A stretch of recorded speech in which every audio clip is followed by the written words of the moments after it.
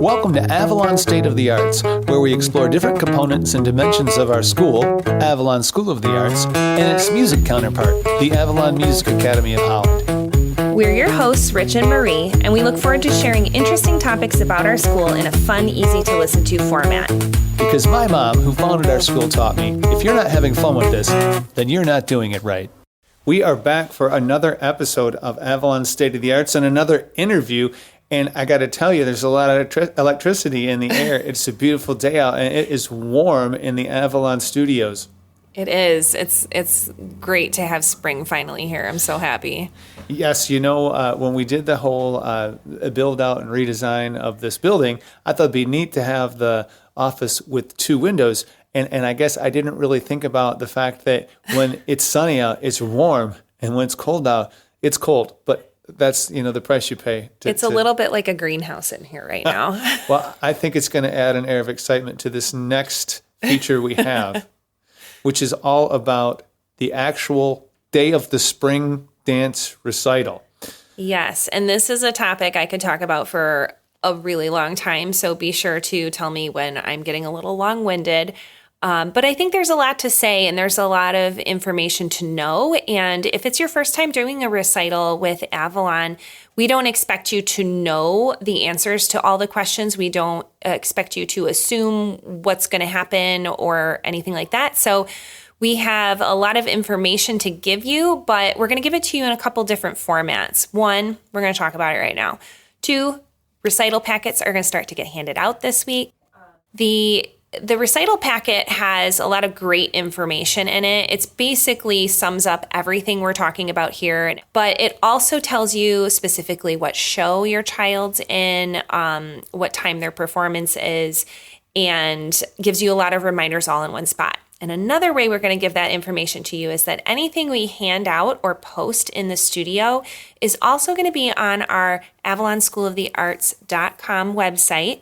There's going to be a link that is avalonschoolofthearts.com/recital. And you can click on that anytime and access all of the things that we've handed out.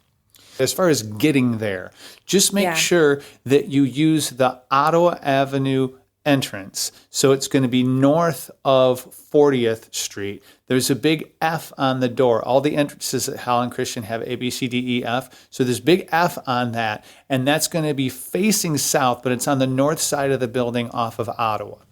Yes, that was a very good summary. Good job. Thank you. Yeah. All right, so if we made it to the door, what do we do when we get there? Okay, so first things first is that you should anticipate that there are going to be a lot of people there. The auditorium seats 750 people approximately, and we expect that all 4 shows will likely be sold out. So that means a lot of bodies, a lot of people, and so you don't want to be running late and feeling like you're rushing to get there, because the number of bodies that will be also in that same lobby and in that same auditorium and backstage can feel overwhelming if you're already feeling stressed out. But I just want to give a little encouragement and reminder to everyone that we have it all under control at the recital. We've done the rehearsal. We're prepared. We have all the information we need. So if you're feeling anxious at all, please just take a moment to take a deep breath, calm yourself down, because more often than not, if the parent is stressed out or anxious or rushing, that trickles down to the children. And that's when we get kids who are feeling anxious backstage or nervous, when really the only message the kids need to get is that we're ready. Everything's ready for the show. You are prepared. We are excited for you. We will be proud of you for getting out on that stage. And that's really the only message all the kids need to receive all day. So we want to make sure that when we arrive, the first thing we're going to do, if you've got younger dancers, is you're going to take them to the bathroom. Now, even if they say, I don't have to go to the bathroom, you are going to take them to the bathroom, because as soon as you leave them in the waiting room with the parent helper for the group, they're going to say, I need to use the bathroom. So you're going to take your child to the bathroom. Then you're going to go to the waiting area where you at rehearsal learned your child's group is going to be staying. So if someone other than you is going to be dropping your child off, you want to make sure they have that information. But we will have signs up, and notes on where everybody should be going. So we have two main waiting areas. One is down that hallway, right when you enter door F. On the left-hand side is the choir room. So the choir room is where all of the 2-year-olds, if there's 2-year-olds in your show, and the 3 and 4-year-olds will stay. So those are our littlest dancers. It's a smaller room. It gives us a little bit more crowd control and a quiet place for those little ones to be and to play for a little bit before they get ready to go on stage. So that's where the littlest ones get dropped off. And then the older students, starting with the kinders and age up, they will be in the cafeteria. So that's a little bit more of a walk, but it's really easy to find. You just go down the right-hand side of the auditorium, and then you hang a right, and the cafeteria is right there. And again, we're all going to see where that is at rehearsal. So after you've dropped off your child, they've used the restroom, you made sure that they are in their costume and they are ready to perform, their hair is done. You are going to sign them in. So dancers under the age of 10 need to be signed in by a parent backstage. So at the table where your child is going to be sitting, each group is broken up according to their dance to where they're going to be sitting in the cafeteria. You're going to sign your child in, and you are going to double check that the phone number we have listed for your family is the best cell phone number to contact you in case of emergency, or if your child needs you during the course of the show. So you're going to double check that phone number. You're going to sign your child in. You're going to make sure they have their hair all ready to go.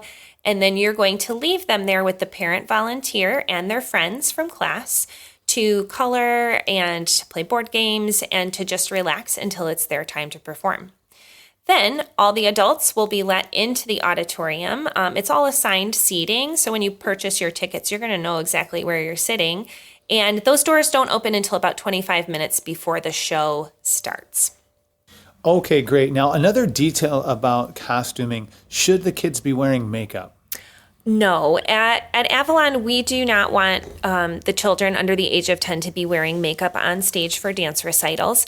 Their faces are beautiful and they really don't need any additional enhancement. We want them to look like children on stage. We want them to look like themselves. Dancers over the age of 10, at their parents' discretion, can wear some light stage makeup. So that would be a little bit of foundation, maybe to even their skin tone, some mascara, a little bit of blush, nothing over the top, no bright red lips, no dark eyeshadow or anything like that. We really just want the kids to look like themselves up on stage. Okay, great. So this is a question we've gotten lots of times over the years. When the child is done performing, can I go pick them up so they can sit with us?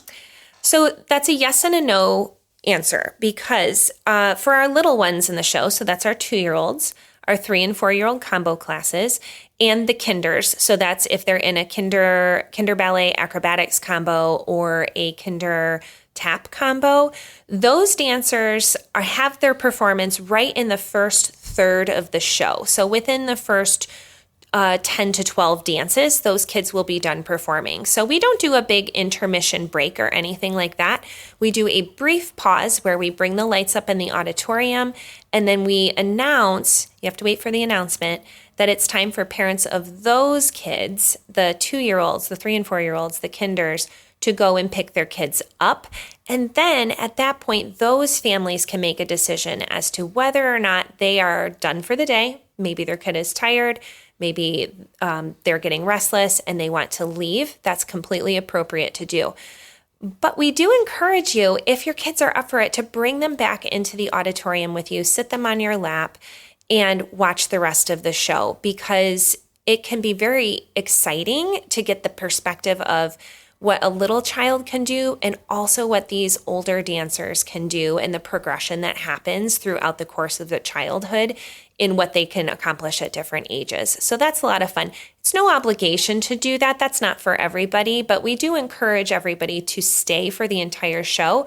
A lot of the older dancers are in multiple dances. You'll see them on stage over and over. And it's wonderful to give those kids support too, right? To be there to share your applause for their hard work as well. Exactly. Now, this is something we kind of approached in our last episode, but I think it's really important. So I wanted to make sure we revisit this. Is can I videotape or take pictures during the recital? At rehearsal, you can, but not at the recital. And the reason for that is that, first of all, well, the most important reason is that we want families to be in the moment to experience the performance as it's meant to be seen, which is not through a camera on your phone and not through, a lens on an actual camera. We want you to sit and enjoy and celebrate and appreciate everything the kids have accomplished. And that's also, it's very distracting to the people around you and to the kids on stage if there are cameras and video cameras going.